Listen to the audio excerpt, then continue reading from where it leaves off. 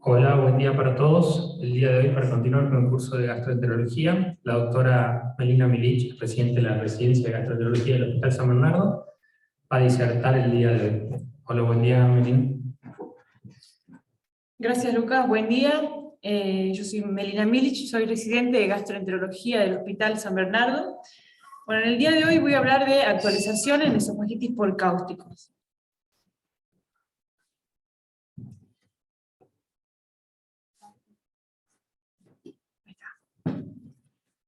Bueno, podemos definir entonces como sustancias cáusticas aquellas que, bueno, en base a sus propiedades, van a tener capacidad de dañar todos los tejidos orgánicos. Dentro de estas, las que van a ser más lesivas van a ser las alcalinas que tengan un pH mayor a 12 y las ácidas que tengan un pH menor a 2.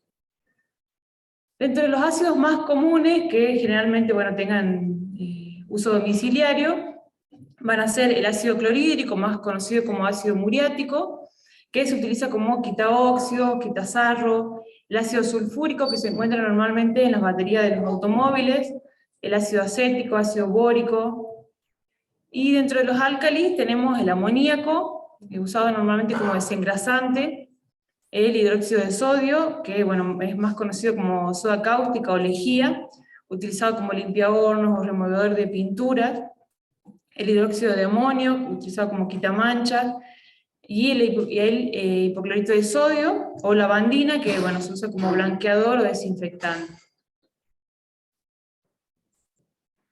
Dentro de lo que es la epidemiología, en el 80% de los casos se va a dar en la población pediátrica, normalmente de manera accidental, y en un 20% restante en adultos. En esto generalmente, de manera intencional, sobre todo en los intentos de suicidio. En lo que es Latinoamérica, se estima una incidencia aproximada de 38 casos por cada 100.000 habitantes anual. Bien, los factores de riesgo principales que vamos a tener para estos episodios son los pacientes pediátricos, las personas consumidoras de sustancias de abuso, por ejemplo, etilistas, drogadictos, las personas con trastornos psiquiátricos y principalmente el envasado y el etiquetamiento incorrecto de las sustancias cáusticas. Dentro de los factores de gravedad vamos a tener principalmente el tipo de sustancia, la concentración de esta y la cantidad de cáustico que la persona va a ingerir. También la exposición secundaria, por ejemplo, los vómitos, reflujo o el lavado gástrico que se puede realizar en lo que es la atención primaria. Bien, evaluando un poco la historia, fue a principios de 1900 que Chevalier Jackson, que es considerado un pionero en lo que es la laringología, reconoce la implicancia que tenía la ingestión de cáusticos en lo que es la salud pública. A partir de esto, en 1927, en Estados Unidos surge la ley de cáusticos, que promueve el etiquetado, el rotulado correcto de todas estas sustancias. Esto se extiende a partir de 1970, donde se obliga a los fabricantes a realizar contenedores que tengan un sistema de apertura más complejo, es decir, a prueba de niños. Bueno, en cuanto al mecanismo fisiopatológico, dentro de lo que son los álcalis, mediante la acción directa de la sustancia alcalina, se va a producir un efecto lítico mediado por enzimas sobre el colágeno y las proteínas, lo que va a producir su denaturalización. Esto va a llevar a una saponificación de las grasas con una posterior necrosis por licuefacción.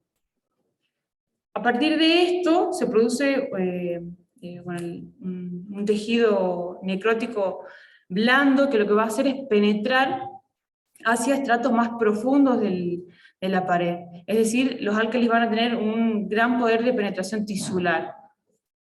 En el caso de los ácidos, el contacto directo del ácido va a producir una trombosis vascular con una consecuente necrosis por coagulación. A partir de esto se van a formar escaras secas, que actúan como una especie de escudo. Esto va a impedir que la sustancia ácida penetre hacia los tejidos más profundos. Es decir, en relación a los álcalis, los ácidos van a tener menor poder de penetración tisular. Bueno, también hay que tener en cuenta que en el caso de los álcalis, generalmente las presentaciones son más viscosas. Esto va a hacer que bueno, las partículas se adhieran a la mucosa y tengan mayor repercusión a nivel proximal, es decir, a nivel de esófago. A diferencia de los ácidos, que generalmente son presentaciones líquidas, que bueno, van a pasar directamente más hacia distal, es decir, a estómago. Bien, en base a esto vamos a tener diferentes etapas anatomopatológicas. Dentro de las primeras 48 horas se produce una inflamación aguda donde predomina el edema de la mucosa, va a haber hiperemia, y en el caso de los ácidos, una trombosis vascular inicial. Entre el tercer y séptimo día hay una inflamación subaguda, donde, bueno, en el caso también de los ácidos va a haber desprendimiento de las escaras secas, y en el caso de los álcalis hay invasión de polimorfonucleares.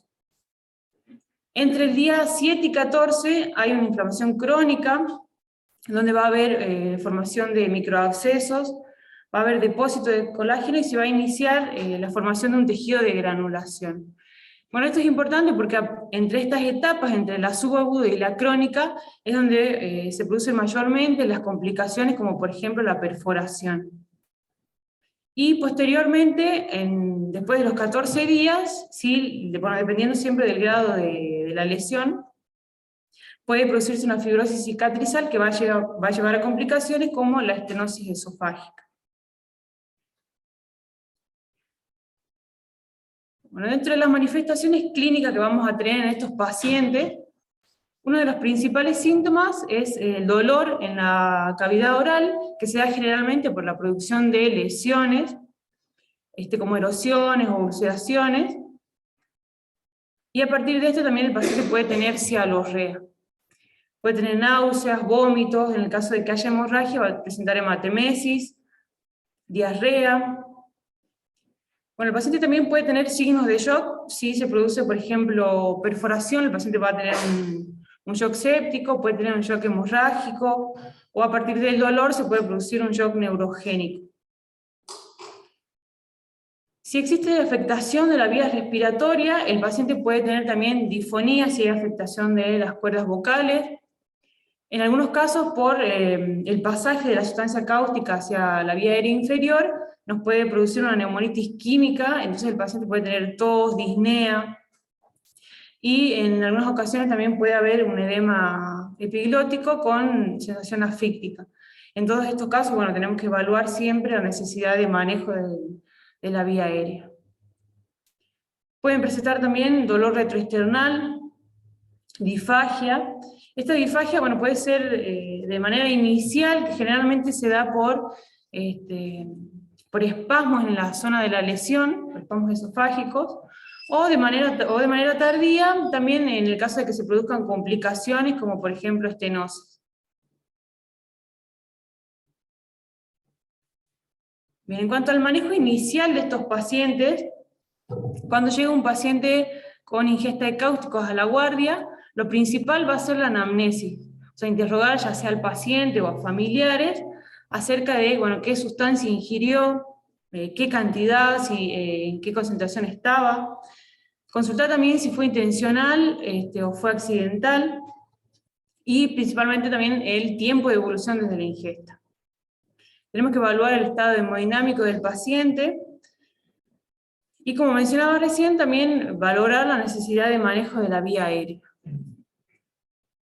Bien, dentro de lo que es el examen físico, lo que va a predominar, bueno, son las lesiones, como dijimos, a nivel de la cavidad oral, y una vez que el paciente está ingresado, se debe restringir la ingesta por vía oral. Las principales contraindicaciones que vamos a tener en estos pacientes es la inducción del vómito, porque lo que va a producir el vómito de la sustancia es un mayor contacto con la mucosa, exacerbando, digamos, las lesiones. Va a estar contraindicada también la colocación de sonda nasogástrica, porque en estos casos también nos pueden producir una inducción del vómito, o pueden exacerbar lesiones existentes. Y también va a estar contraindicada la neutralización, por ejemplo, con bicarbonato, o diluciones con leche o agua. Bueno, en el caso de las neutralizaciones, principalmente porque lo que va a producir es una reacción exotérmica y nos va a producir lesiones por calor en la mucosa. Dentro de lo que es el diagnóstico, uno de los primeros pasos que vamos a hacer es, bueno, solicitar un laboratorio, que generalmente es inespecífico. En algunos casos pueden presentar leucocitosis o acidosis metabólica, puede tener falla renal. Todos estos parámetros nos van a indicar un mal pronóstico en el paciente o la existencia de lesiones importante. También es mandatorio el ingreso, realizar una radiografía de tórax y abdomen para descartar que el paciente tenga un neumomediastina o un neumoperitoneo en la presencia de complicaciones como la perforación. Y tenemos, bueno, como gol estándar la endoscopía, que bueno, ya vamos a hablar enseguida. En los casos en donde por determinados motivos no se puede realizar una endoscopía o donde sospechemos la presencia de complicaciones como la perforación, vamos a solicitar una tomografía de tórax y abdomen con contraste hidrosoluble. Bien, entonces se menciona la endoscopía como el gol estándar en estos pacientes. Bueno, la endoscopía nos va a permitir evaluar las lesiones, su morfología, la extensión, el pronóstico que va a tener y nos va a permitir crear un plan de manejo, ya sea de manera inmediata como a largo plazo. Se habla de un tiempo ideal de realización de la endoscopía entre las primeras 6 a 24 horas. Hay algunas guías que hablan que esto se puede extender hasta las 48 horas, pero este lapso, entre las 24 y las 48 horas, no tiene una seguridad totalmente demostrada. O sea, lo ideal sería realizarla en ese primer tiempo, entre las 6 y las 24 horas. Lo que sí se conoce es que posterior a las 48 horas del episodio vamos a tener un riesgo alto de perforación. Y esto se extiende en un tiempo crítico que dura entre el cuarto al día 14. Bueno, a partir de esto entonces las contraindicaciones principales que vamos a tener para la endoscopía en un paciente con ingesta de cáusticos son los signos de perforación, ya sea que sospechemos que esté confirmado, un paciente que tenga inestabilidad hemodinámica, que tenga afección de la vía aérea, o como mencionaba recién, que tenga una evolución de más de 48 horas o se encuentre en esta etapa que comprende entre el día 4 a 14. Bueno, mediante la endoscopía podemos obtener la escala de Sargar, que es una escala sobre todo pronóstica, donde tenemos desde un grado 0, donde no se evidencian lesiones, hasta un grado 2A, donde vamos a ver erosiones y úlceras superficiales que van a tener un riesgo de estenosis de menos del 15%. Es decir, todas estas son lesiones que generalmente tienen un curso benigno. Y a partir del 2B tenemos un panorama distinto, porque ya a este nivel tenemos úlceras que son mucho más profundas, que son circunferenciales, y ya tenemos un riesgo que va a más del 90% de estenosis. Hasta un grado 4, que es la perforación. Bueno, en todo este grupo vamos a tener entonces una morbimortalidad mucho más alta. Bien, acá podemos observar algunas imágenes. Este es un Sargar 1, donde podemos ver una mucosa edematosa. Un Sargar 2A, donde vemos ulceraciones más bien superficiales. Un Sargar 2B, donde ya vemos úlceras más profundas que tienden a abarcar toda la circunferencia. Un grado 3A, donde vemos áreas de necrosis focal. Y un grado 3B, donde la necrosis ya es extensa. Bien, como mencionaba recién, en los casos donde no se pueda, por distintos motivos, realizar una endoscopía, o donde sospechemos, por ejemplo, perforación, donde sospechemos que haya complicaciones, estaría indicada la tomografía computada. Hoy se sabe que bueno, la tomografía va a tener un mayor valor predictivo positivo que la endoscopía, sobre todo en las lesiones agudas donde sospechemos que haya una invasión transmural de la sustancia cáustica. También, a diferencia de la endoscopía, nos va a permitir evaluar la existencia de signos de necrosis, inclusive de manera temprana. A partir de esto podemos obtener la clasificación de Rieu, que es una clasificación tomográfica de las lesiones por cáusticos, donde tenemos desde un grado 0, donde no se van a observar particularidades, a un grado 1, donde hay solamente un engrosamiento edematoso de la pared, ya sea esofágica o gástrica, a un grado 3, donde vamos a tener signos ya de complicaciones, como perforación. Y acá podemos observar algunas imágenes. Este sería entonces un grado 1, donde vemos un engrosamiento más bien edematoso de lo que es la pared del esófago. Un grado 2, donde ya hay infiltración, hay una estriación de los tejidos adyacentes al esófago. Y un grado 3, donde acá podemos observar una neumatosis lindante, digamos, al esófago. Esto va a ser un signo de perforación.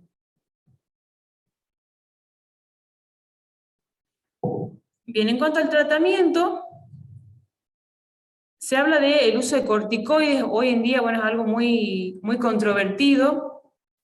Años anteriores se han hecho muchos estudios donde utilizaban, sobre todo en lesiones con un Stargardt 2B, es decir, lesiones que tenían un riesgo alto de estenosis, bueno, utilizaban corticoides que, si bien disminuía el riesgo de estenosis a largo plazo, lo que se observaba era que se producían muchas infecciones concomitantes en base a la inmunosupresión. A partir de esto, en 2014, Yuste y colaboradores publican un ensayo randomizado, controlado, donde utilizaban un grupo de pacientes, utilizaron un grupo de 83 pacientes con ingesta de cáustico, donde habían obtenido un Stargardt 2B, en donde en un grupo usaron el protocolo que hoy se conoce como protocolo Yusta, donde utilizaban corticoides a altas dosis durante ciclos cortos de 3 días, y siempre iniciándolo antes de las 24 horas.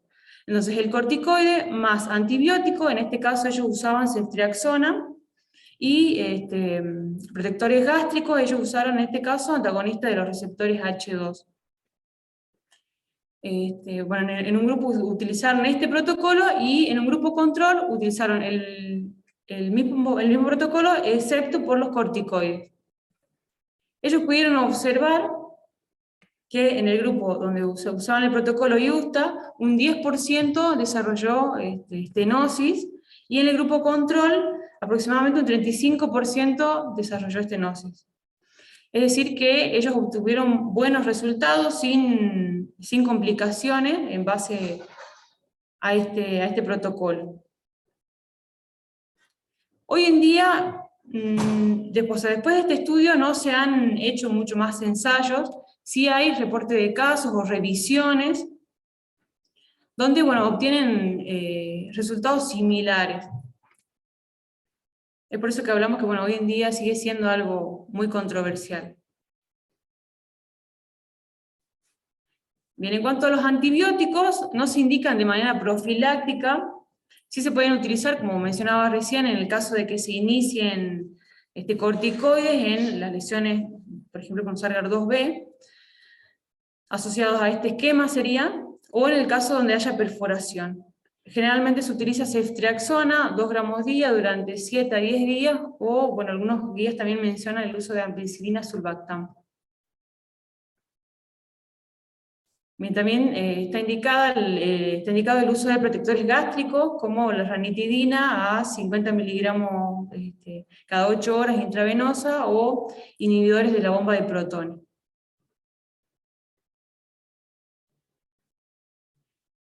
Bien, una vez que evaluamos el tratamiento inicial del paciente, tenemos que valorar también como algo muy, muy importante la nutrición. La nutrición siempre va a estar dada según la escala de Stargardt que obtengamos en estos pacientes. Bueno, los pacientes con un grado 0 van a tener alta hospitalaria.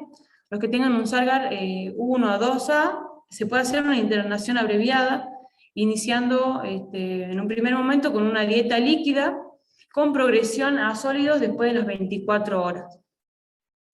En un Sargar 2B o 3A, también el paciente va a estar en internación, va a quedar con dieta cero y se va a iniciar la tolerancia recién a las 24 horas. En los casos en los que el paciente no tenga una buena evolución o no progrese la tolerancia, bueno, se debe evaluar la alimentación enteral, ya sea una sonda nasogástrica o una sonda nasoyeyunal en el caso de que existan lesiones extensas gástricas. Y también si el paciente sigue con una mala evolución o sin progresión, evaluar la alimentación parenteral. Y en el grado 3B, bueno, siempre se debe evaluar el inicio de alimentación parenteral y en casos más graves una gastrostomía.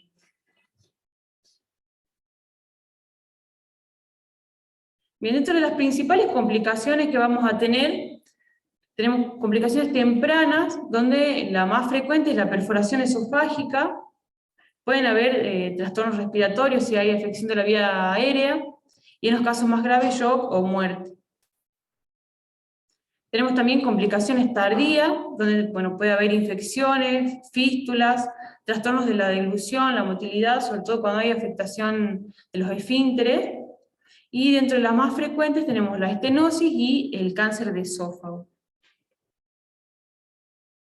Bueno, hablando un poco de lo que es la estenosis esofágica, como mencionábamos en la escala de Sargar, los pacientes que tengan un Sargar 2B van a tener un riesgo de más del 90% de estenosis.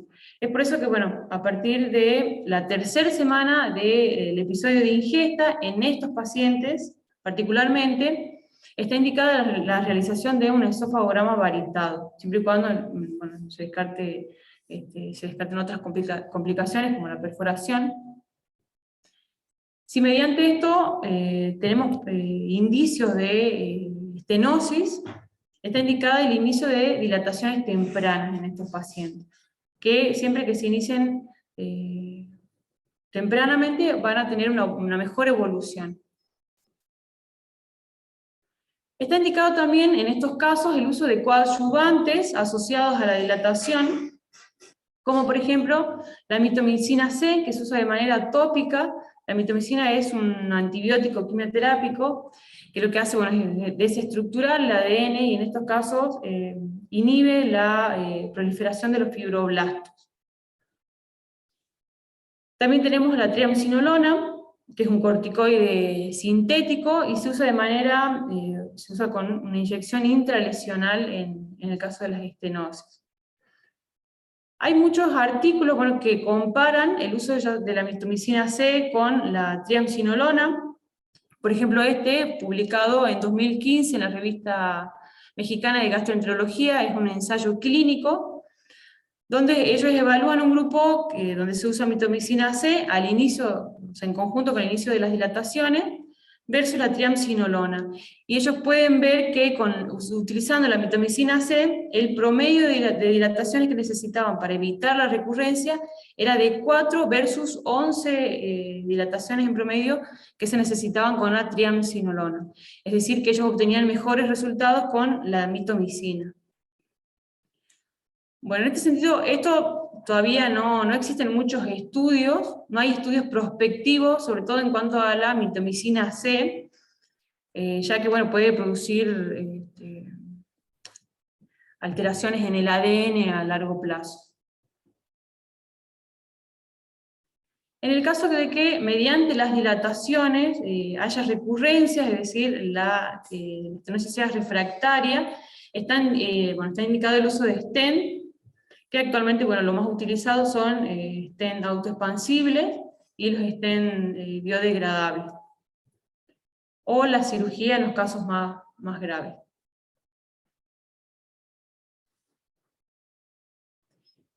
Bien, existe una escala que nos permite determinar un pronóstico en cuanto a la estenosis, que es la escala de Drull.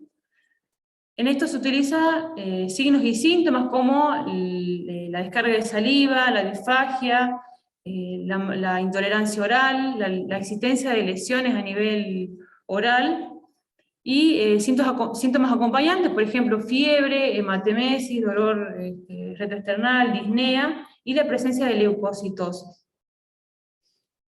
En este caso, un puntaje de 4 o menor nos va a indicar que existe una alta probabilidad de que el paciente en el inicio desarrolle estenosis.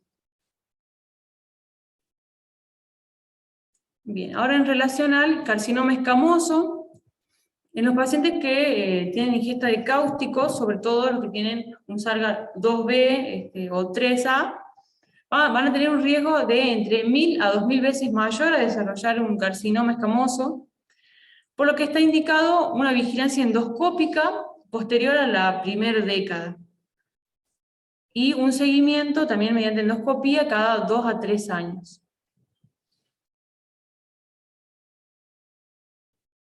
Bien, a modo de resumen entonces, ante un paciente con ingesta de cáustico, es muy importante el manejo inicial que vamos a tener en estos pacientes, siempre tener en cuenta las contraindicaciones, bueno, el manejo en general, la vía aérea, la estabilización, y como mandatorio siempre la radiografía de tórax y abdomen, descartar que el paciente no esté perforado.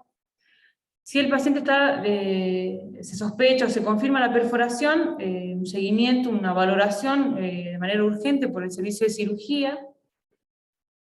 Si se descarta perforación, entonces realizar la endoscopía, donde vamos a tener los diferentes pasos que mencionábamos anteriormente.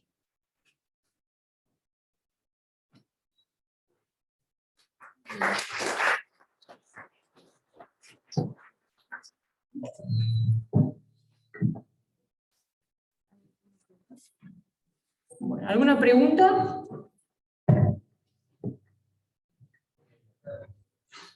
Cuando hay un criterio para internar, siempre tiene que ser internado. Hola, buen día. ¿Siempre se debe internar a estos pacientes o podemos hacer un manejo ambulatorio, pacientes que estén asintomáticos o no tengan ningún signo de gravedad? Bueno, en esos casos siempre hay que evaluar el tipo de sustancia, como decíamos, es muy importante la anamnesis, preguntarle bien qué es lo que tomó, cuánto tomó. Generalmente, lo que nosotros vemos acá en la guardia, por ejemplo, es la ingesta accidental de, no sé, por ejemplo, lavandina. Generalmente la tienen en la casa diluida, esto, de acuerdo al pH, digamos, de esta sustancia, no va a tener mayor repercusión. Sí, entonces en este caso siempre evaluar esto.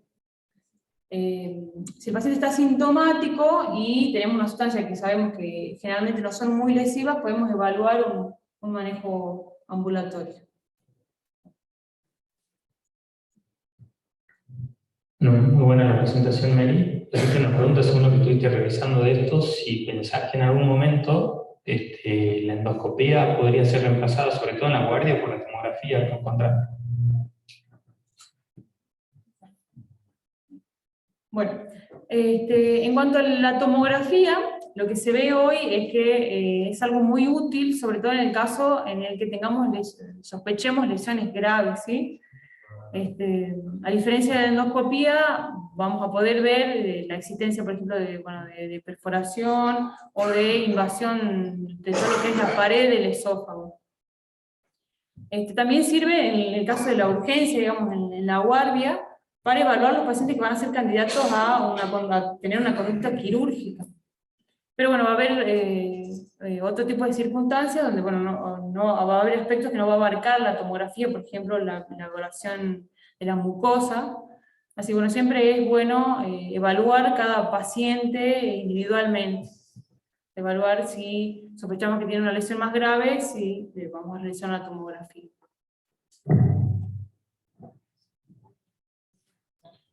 ¿Qué tal? Buen día. Más que preguntas, algunos pensamientos, observaciones. Creo que descartar una perforación esofágica solamente con una plaquita simple de tórax puede ser medio riesgoso, teniendo una tomografía de alcance. Me parece que no se cuestionaría mucho en un paciente que sospecha de gravedad. Porque después, por ahí en la endoscopia se le asigna la responsabilidad de la perforación el esófago muy agredido, ¿no?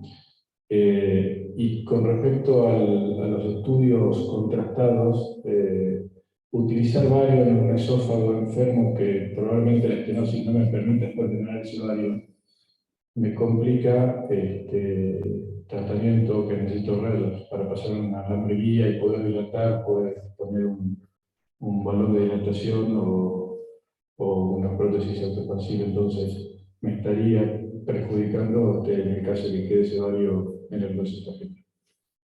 Y una observación más, en casos graves, plantear la gastrostomía, probablemente quirúrgica, porque endoscópica es riesgoso, por ahí por la estenosis no lo puedo hacer, ni percutánea ni endoscópica, entonces me queda el resorte quirúrgico en un esófago muy enfermo que probablemente necesite ese estómago para la cirugía de reemplazo.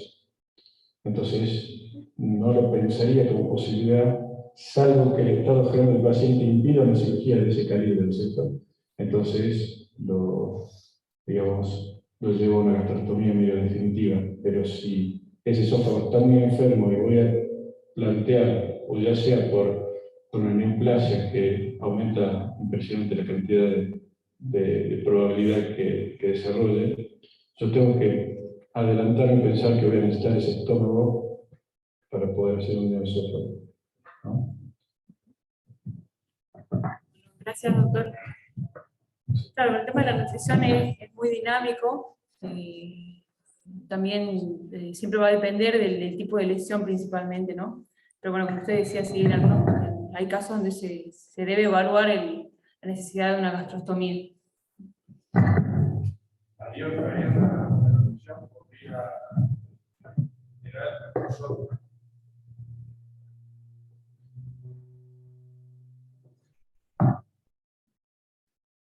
Me parece que permite mantener la luz esofágica, la dificultad lateral y permitirá el estómago que va a ir al paciente para reemplazarlo. Bien.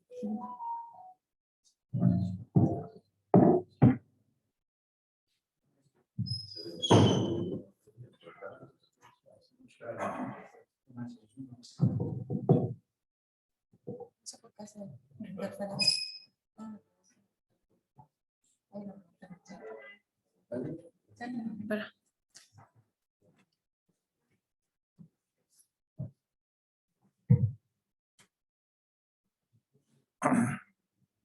Bueno, muy linda la presentación, Melina, y agradecidos a todos los que vengan, a todos los que vienen y a los que preguntan. Yo quisiera hacer 2 o 3 consideraciones básicas, porque lo profundo, lo complejo, está todo en Google, ¿no? Y yo creo que deberíamos preocuparnos de otra cosa. De lo que estaba escuchando, yo haría 2 o 3 consideraciones. Primero, qué importante lo de la anamnesis. ¿Por qué? No es lo mismo estar en el Hospital San Bernardo que estar en Cachi. En el Hospital San Bernardo tenemos radiología, tomografía y endoscopía. Y podemos hacer una consideración totalmente distinta al que está en Cachi, que a lo mejor solo tiene radiología. Primera consideración. Segundo, insistía Melina en la anamnesis. A lo mejor si no consideramos básicamente algo mínimo, como es, ¿ha sido accidental o ha sido con un intento de autolesionarse? Porque todo va a cambiar en base a eso.